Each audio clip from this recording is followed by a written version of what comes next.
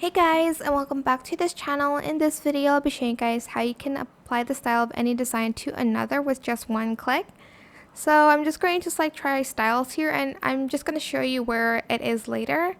So these are the styles that, well, this is the style that I'm currently using.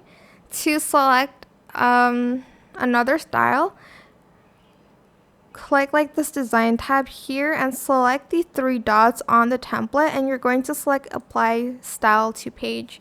It's going to apply the style to this page, only to the current page that I'm on.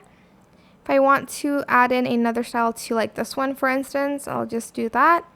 And again, apply style to page. I can also only apply to text, apply colors only, and apply elements as well. But that is pretty much it. I hope this tutorial was helpful for you guys. Don't forget to like, comment, share. Also subscribe to this channel if you haven't done that already. If you have any more questions about this video, just leave it in the comment section down below. I will try my best to answer them all for you guys. And if you found this video helpful, please click the thanks button as well. That is it. Thank you so much for watching. Bye.